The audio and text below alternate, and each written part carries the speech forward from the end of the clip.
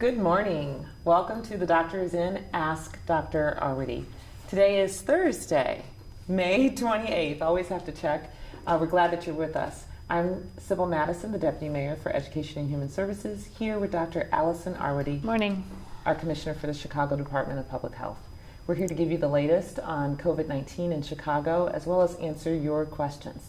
You can put those questions in the box below. You can also send them to us using Facebook or Twitter and the hashtag AskDrArwady. We're going to check our physical distance. Looks great. And we're going to turn it over to Dr. Arwady to give us the latest. Sounds good. Thanks everybody for joining. So first of all, I will just note that at 1 o'clock today, as I mentioned yesterday, is the press conference with the mayor. I'll be at it. There'll be some other folks really talking about moving into phase 3, cautiously reopen. I will be going over at a high level a lot of the metrics that we follow.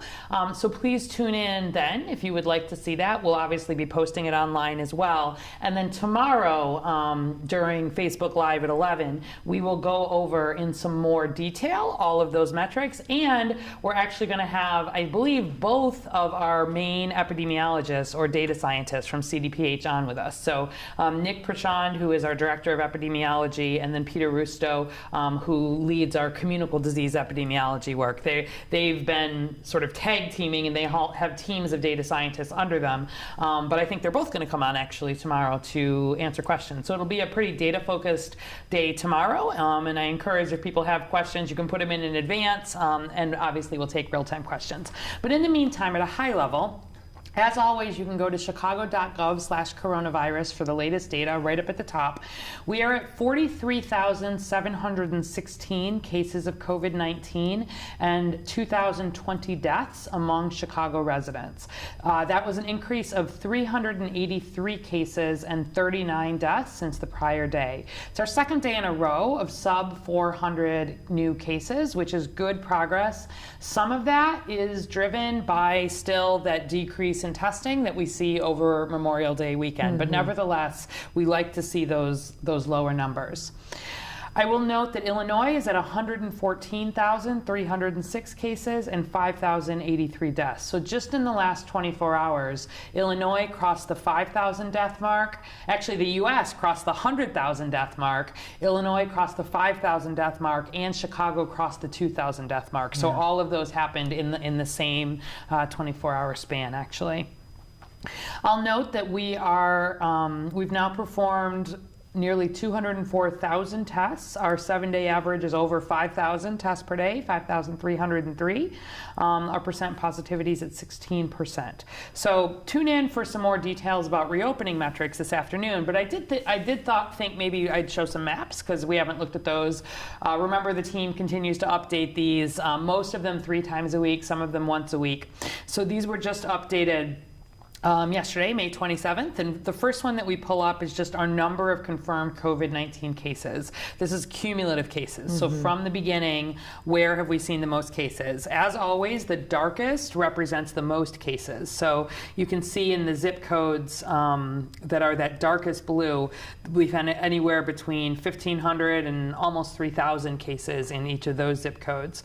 Whereas in comparison, that lightest color, we've had as few as 8 to 165 in those zip codes. So really just reflecting how differently this has hit different parts of Chicago in terms of numbers. And then if we pull up next the case rate. So as a reminder, this is where we correct that number of cases for the population. Of course, if you have a zip code that has very few people in it, you would expect to have fewer cases and vice versa. So this is a way of correcting for population. And so it's what we look at even a little bit more. But you'll note that they don't look actually very different from the map that we just looked at. So we still are seeing the highest case rates.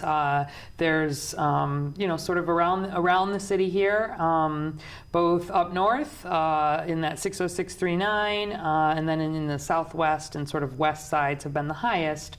But the whole city obviously has been hit just in different ways. So I encourage you to take a closer look at that if you're interested. And then finally, let's pull up the mortality rate. So reminder, mortality rate is deaths. So this is the rate, so it's the deaths per 100,000 population, again, corrected. And here you can see this map looks a little bit different, actually. Again, the darkest represents where statistically we're seeing, the highest quintile of deaths. And a lot of this actually has to do with zip codes that have a lot of long-term care facilities in them. So the last I checked, our long-term care facilities, our nursing homes, were accounting for about 37% of the deaths here in Chicago. The team continues to work really hard to both be in those facilities, be doing a lot of testing, and working with them to make sure that if there are people who are ill, they're getting transferred to hospitals, et cetera. We've made actually very good progress in terms of the percent positivity we're seeing in those settings. But again, a lot of people over 70, a lot of, over 60, but then especially over 70 with underlying conditions. And so, some of that mortality is being driven by long-term care facilities, but some of it is just being driven by also higher levels of mortality that we've seen, especially in the African-American population here in Chicago. That's been true really since the earliest days, and it remains true. At this point, 45% of the deaths have been in Black non-Latinx Chicagoans, as compared to 30% Latinx Chicagoans and 20% white Chicagoans, 5% Asian Chicagoans, and 1% other. Anyway, just encourage you to keep looking at the data. We update it, and we do use this data, both the cumulative data, but then also the over time, sort of week by week.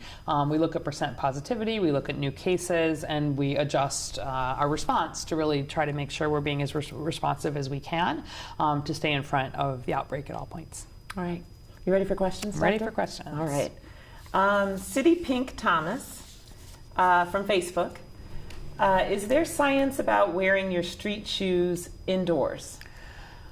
Okay, so where we think about the street shoes indoors, really that's about tracking in whatever you happen to walk through. So when you are out and about in the city and you're walking and you're stepping in dog poop and you're stepping in, anything, there's the potential to bring some of that in.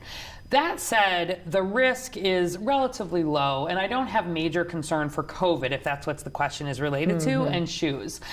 Certainly, if people want to be conservative, I would say especially if people are working in a healthcare setting, for example, and you may have a lot of exposure to COVID patients, potentially leaving your shoes at the door is a good practice. But for most people who are just out and about, remember that to actually get COVID, the virus needs to be alive and it needs to get into your eyes, nose, mouth. And so even if in a sort of remote situation, say there was somebody who was out and about and they had COVID and they were coughing and sneezing and it landed on a surface, it would have to sort of get onto the ground, be alive on the ground, then your shoes would sort of have to pick that up. It's not a surface we think about it really living on well. And then even if you came home, you would then need to sort of be touching your shoes or even the bottom of your shoes and then not washing your hands before you touch your eyes, nose, mouth. So where I think about that whole chain of events, really not likely and not a major concern. Remember, the biggest concern is being within 6 feet of living, breathing humans who have the potential to have COVID and even not know it, especially without wearing that cloth face covering and then just doing all of the good hand hygiene. So there are certainly families and homes who like to leave shoes at the door. I think that's great if you do that. It helps bring just fewer germs in anyway, but I wouldn't think of COVID as a reason for changing that behavior. If you've got little kids at home who are crawling around the floor, that's probably a better reason to leave the shoes at the door, and that again just has to do with the other germs that you'd be tracking in as much as COVID. Okay. Melissa Arkin from Facebook. Do we know if it's, I'm assuming COVID, transmitted via blood? Okay.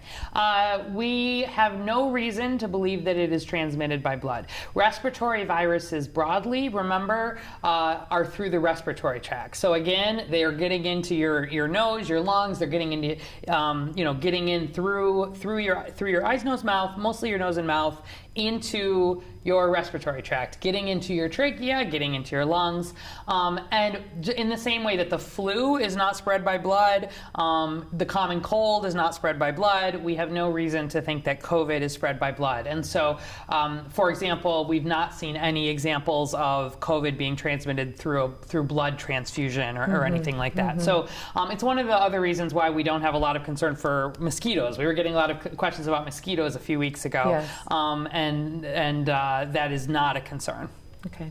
Speaking of blood, Bridget McCarthy from Facebook, what is the latest on the effectiveness of convalescent plasma as a treatment for COVID-19? I know we have work here happening in some of our hospitals around that. Yeah. So just as a quick reminder, maybe for people who don't follow along every day, the convalescent plasma has to do with when someone has recovered from COVID. So if they have tested positive, not just had symptoms, but tested positive for COVID, and they're at least 28 days out from that, the Red Cross actually is collecting convalescent sera. And what convalescent sera, or convalescent plasma means is it's taking your blood, but not actually your blood cells. So not your red blood cells, not your white blood cells, not your platelets, but all of the other kind of liquid that is in your blood. And the idea is that your body has produced antibodies, has produced an immune response. And one of the oldest treatment things that we sort of try in medicine is when people are very seriously ill, their body has not yet had a chance to mount that immune response. There's this idea that you can take the immune response that has been mounted by another person, literally those antibodies, and infuse them. You have to do it via IV into the person who's very sick. And the idea is that hopefully their immune system can kind of take on some of those antibodies and help fight it. The jury is still out, to be honest, on how well this works. There are many ongoing studies. You can go to the FDA and actually the NIH website. Both have information about a number of these studies, but because it's sort of considered a compassionate use, there's good instructions actually on those websites for clinicians who want to help patients access this. But the idea is if you've got someone who's seriously sick, including here in Chicago, and they're going to use this treatment, they do want to enroll people in a study. Yes. Ideally, so that we're actually tracking to see whether it works. There's been some studies that have shown promise for things like potentially decreasing length of infection. There have been some that where milder illnesses in particular, we've not seen a lot of effect. So the jury is still out. It's in the long list of the many treatments that are under investigation. Clearly, it is not a cure. Yes. It's one of the things that we continue to study. But for people who have recovered from COVID and are interested in potentially being able to give back, you can go to the Red Cross website and there's information on there about how, first, we continue to need blood just broadly. So if you're healthy and well, don't stop donating blood. It's one of the few things we can't make in the laboratory still, and we need it when people, have critical needs for blood. But also, if you've recovered from COVID, then you have the opportunity to potentially be able to give convalescent sera, and then that can in turn become sort of part of a study and help answer some of the questions of treatment. That reminds me that it might have been a couple of weeks ago, there were some early signs that the other drug, remdesivir? Yeah.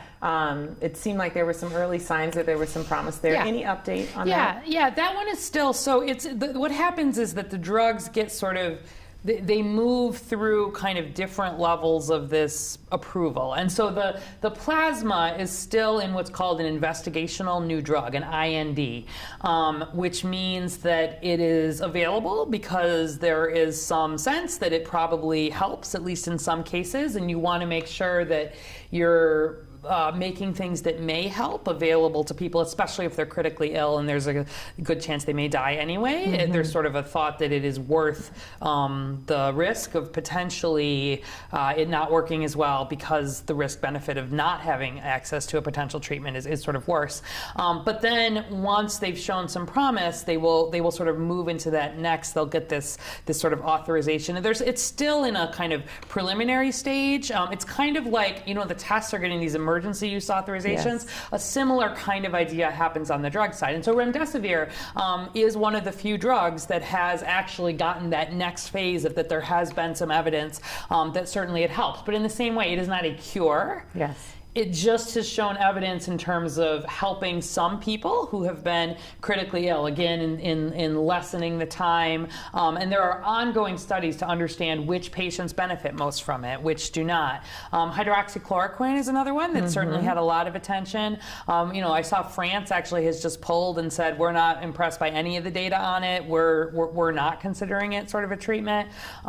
There's a lot of studies still ongoing there. So each of these, we could talk about in detail each of them, but bottom line is that we're still early in terms of having any treatments that show major progress, and we definitely do not have a cure at this point. In the same way the vaccine trials are moving along. They're making good progress, but we're a long way still from having a vaccine. Got it. Thank you. Dennis Lafferty from Facebook. I work in a salon where distancing is impossible with the client. Our appointments run at least an hour and involve touching the entire time. Even with masks on, isn't the risk extremely high? Yeah, it's a good question. So this is exactly the kind of conversation that we are having over and over and over again as we think about all the different activities that are parts of our lives at baseline. And for something like a salon visit, there is no way to eliminate the risk of infection. And to be perfectly honest, for any interaction where you cannot keep that 6-foot distance, especially where you, for any reason, are not wearing that face covering, there is increased risk there. And so one of the things, but on the other hand, there are, these are services, these are businesses, these are livelihoods, there's social reasons, etc. And so we're putting together, and we can talk maybe some more about this. I want to show a graphic maybe tomorrow or the next day that we've been developing that I actually have not, I was sort of surprised. Sybil and I had talked about this yesterday after Facebook around how can we help people have some understanding that there are higher risk, medium risk, and lower risk activities.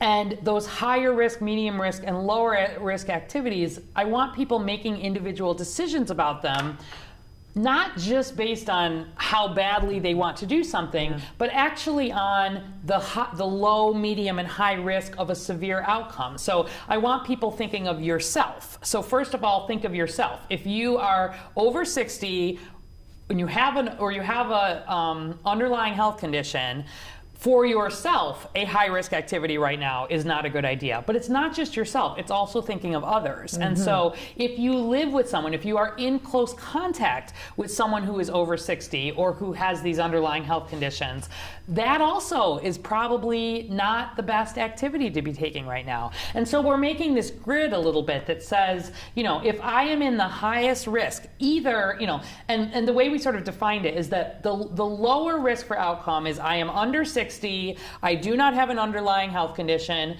I do not live or have close contact with anyone who is over 60, and I do not live with anyone who has an underlying health condition. In that case, we want people certainly as much as possible to do the 6-foot distance, to wear the mask, to do all of this.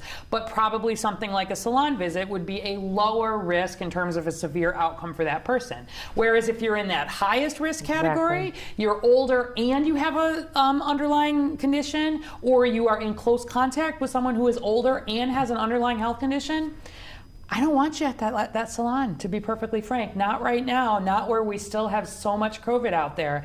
And even the medium risk activities, we think about, I think about the highest risk activities as things like salons. You can't keep a 6-foot distance, and there's close contact with people that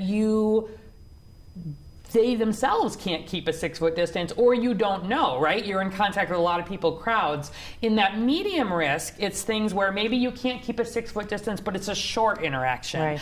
Or it's exposure to people who you know, but maybe they can't keep it fully. The low risk interactions are the ones we've been talking about, where you're outside, you're keeping 6-foot distance, you're wearing the mask, and you're not interacting closely with people who themselves are not taking those precautions precautions. And so all of this is going to be about some personal decisions related to risk. And I see it as our job, not to reassure you that something is completely safe, because there is no such thing as completely safe, except staying in your apartment all the time with no interactions, which is just not feasible and not good for mental health.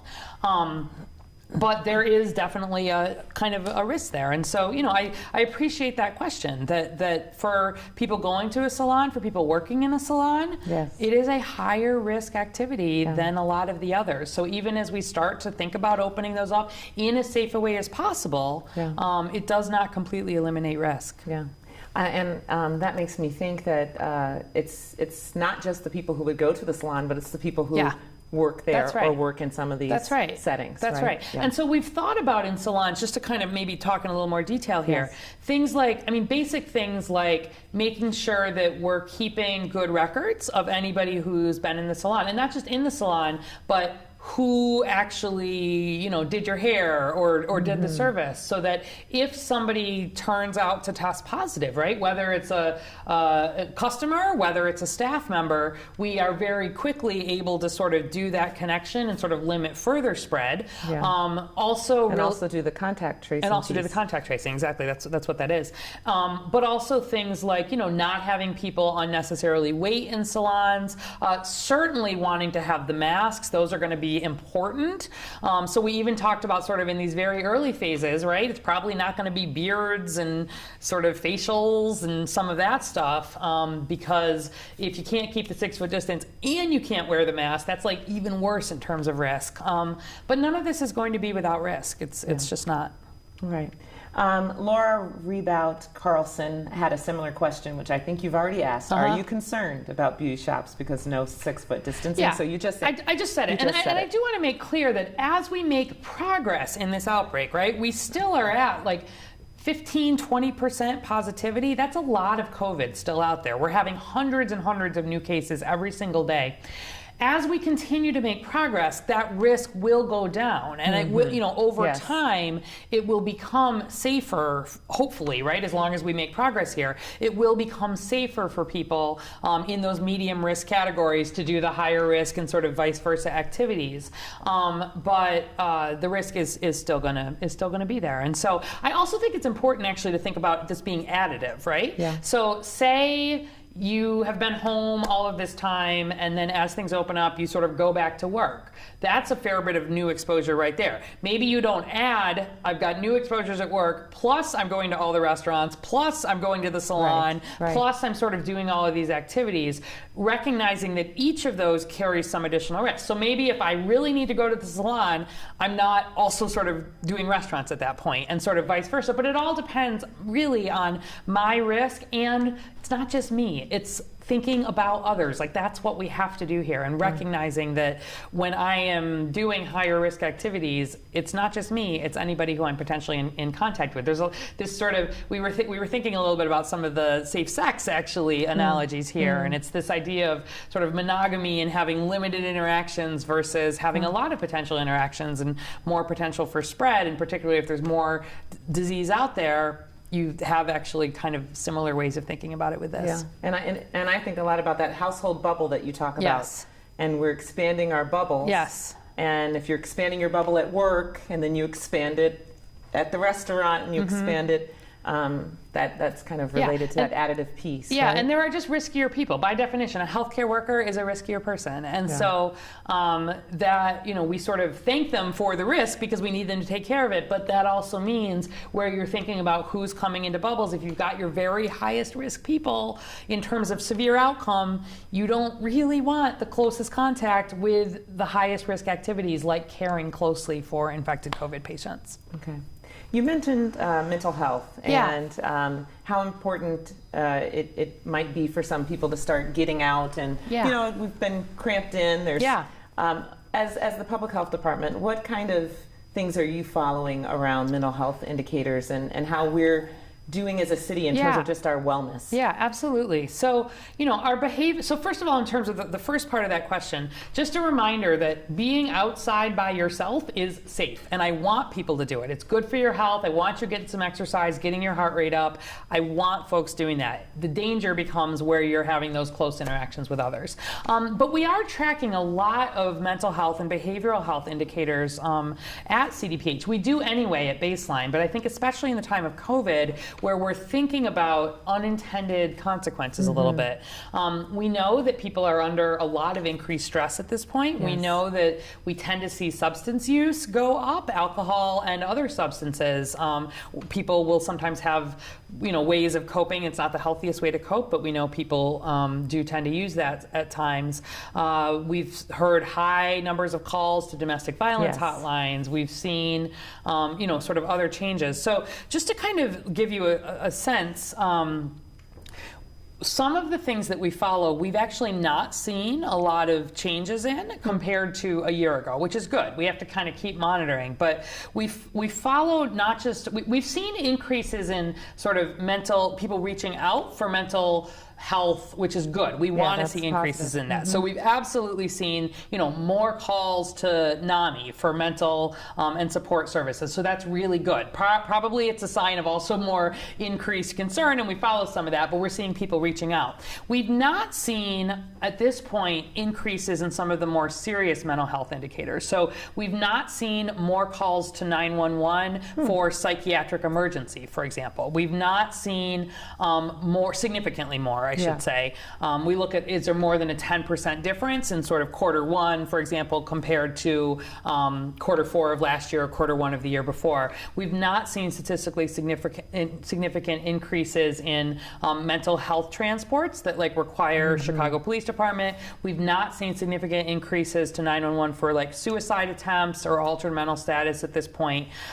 So we will continue following. We follow these in a lot of different ways. We look at how people come into the emergency department, but we'll be watching not just sort of the mental health, but the kind of more serious mental illness, and trying to be really proactive and help people kind of get care and get help, even if you've not reached out before. We don't want sort of a lot of the mental health kind of distress actually turning into even more severe mental illness, and this kind of preventive work is some of what we call it secondary prevention, some of what the health department does.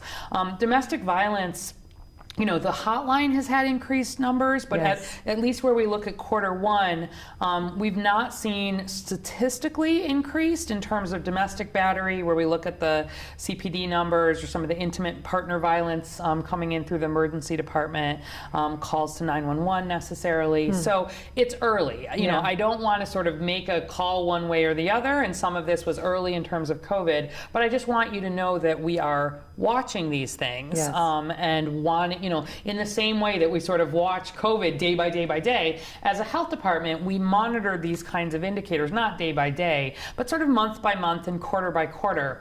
Opioid use has been up in Chicago. Where you look at Q1, it's really up quite a bit compared to where it's been in prior years. That's not driven or all driven by COVID, certainly. But again, in the same way, you've heard us talk a lot about how we adjust our responses based on where the COVID outbreak is most recently. We do that same kind of work through the year for things like opioid work and things like mental health, where we see a lot of behavioral health hospitalizations. We will work to push additional resources for serious mental illness. Right, just last week, I think we announced a new initiative to do some of the the specialized teams that can outreach to people who are having serious mental illness and need that kind of care, not in a clinic setting. So anyway, those are some of the indicators that we follow, and we'll continue to follow them as we go. Okay, it's almost time for us to wrap up, but Laura Rabout Carlson, who just asked the question about the salons, had a follow-up question, so I wanted to make sure that I asked it. So how about if you are over 70, but no underlying conditions, going to a salon? So Laura, it sounds like you want to get to your hairdresser. So we put so it's interesting you asked that question. We actually, the way we ended up calling out the low, medium, and highest risk for severe outcomes is have the highest risk is being over 60 with an underlying condition. So if you're only over 60 but you don't have an underlying condition, or you're under 60 but you have an underlying condition, those technically put you in the medium risk in terms of that severe outcome. And again, I don't know your exact situation. I can't sort of say one way or the other, but we, in terms of trying to think population-wise, that medium risk basically says, there's still some concern for doing that highest risk activity. It's kind of in the if we're thinking of it as sort of the folks in the lowest risk, in the lowest category, sort of like, be careful, but sort of thumbs up. Yeah. That medium we kind of think of as like, okay, some concern, but, and these are not, I want to be clear, regulations in any way. Right. At no point are we going to say, because you are over 70, you may not do this. Mm-hmm. These are recommendations that people need to sort of take into account their own personal situation. The regulatory stuff really comes on the business side, where we work to make these settings as relatively safe as they can be. This is where occupancy standards come in. This is where thinking about limiting opportunities for spread and not, sharing materials in the salon, and making sure masks are in place and potentially face shields and all of the things that we do to make it as safe as possible. Those are sort of what the city is able to do in terms of as we move ahead as a society. But there's a second piece to that, which is the individual decisions people will have to make. So, if you're in that sort of medium risk category, which would be where it is, it's still a relatively high risk activity, but the risk for severe outcome is not as great. And so it's just a decision that people, need to make, and everybody will be individually making those decisions. But I don't just want people thinking about themselves. Right. I want them thinking about others. So are there other people who you are in close contact with who are over 60 and or have those underlying conditions? And we'll move ahead. Everybody will make different decisions for what is right for their family. Our job is to follow at the city level what that is looking like and make it as safe as we can, these settings. But I don't want people thinking that we can make it safe and that it is without risk.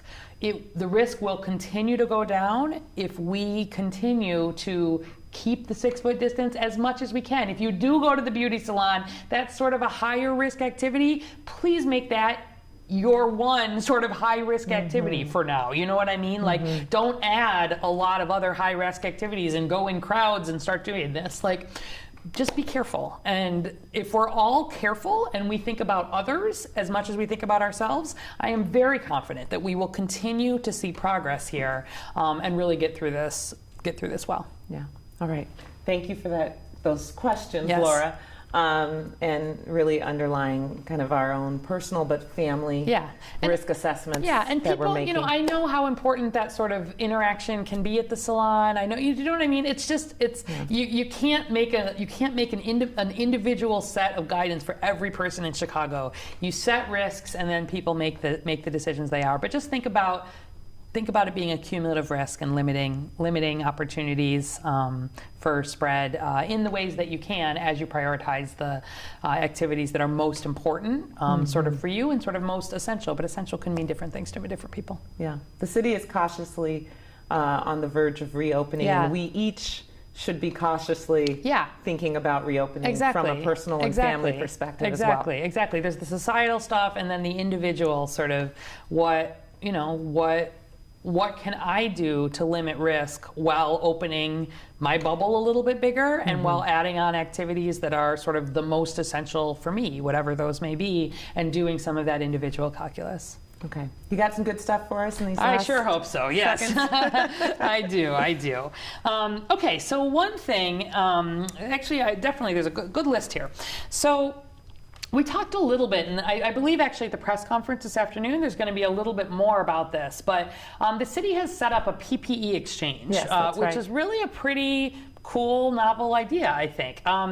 Getting personal protective equipment has been a challenge, not because of money, but because of supply chain. And the health department, as you've heard me say, thank goodness we were well prepared and well stocked compared to many, many, many other cities, states, national, in terms of having a lot of the high quality medical grade personal protective equipment. So we've been able to continue to supply hospitals, long-term care, outpatients, et cetera. But those those supplies are not indefinite. And as the supply chain is certainly coming back, we're recognizing that, and that there is need for personal equipment in non-medical settings, especially as we reopen. So businesses are needing masks in ways they've never had.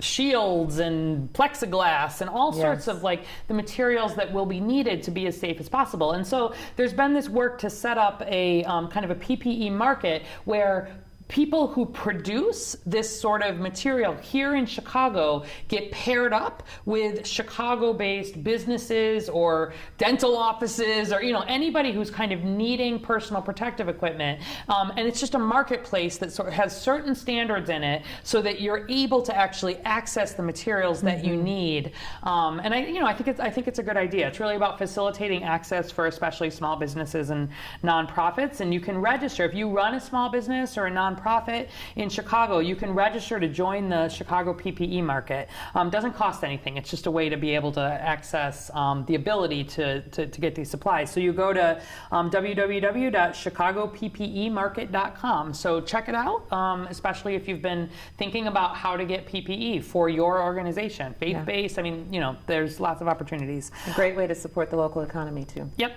And then Millennium Park is working on getting some cultural programming out in a different way, of course, but they're setting up new virtual events. The Department of Cultural Affairs and Special Events of the city is doing a Millennium Park at home, sort of initially. So there will be concerts featuring local musicians and media. They're going to have gospel music May 29 and 30, so that's this weekend. Blues music June 5, 6, and 7. That will be aligning with, of course, what would have been the Chicago house music, gospel music, and blues festivals. So please, the concerts will be streaming. They'll be on YouTube. It'll be at www.youtube.com/ChicagoDCASE. That's Chicago DCASE, Department of Cultural Affairs and Special Events. We'll have a link to it up. But do check those out, and certainly think about supporting some of the artists who are, wanting to make sure we keep this tradition alive, even as it needs to be altered this year. Awesome. And I've got a picture at the end, but if you probably want to chime in with something. Okay, yeah, no, I just wanted to mention myshyMyfuture.org, because on Saturdays, we have, especially for youth, a DJ session that's happening. So since I'm not going to be here tomorrow, I just wanted to put that in there. Every Saturday, I think throughout the summer, there'll be a DJ spinning some tunes on myshyMyfuture.org through social media channels here at the mayor's office. All right, sounds good. So a reminder, 1 o'clock today, if you would like to be part of the press conference and see some of those reopening metrics, you can take a look at them yourselves. We'll post them online, and we'll be back tomorrow to talk in detail about those metrics, actually with the CDPH epidemiologists who mainly put them together. So that should be good.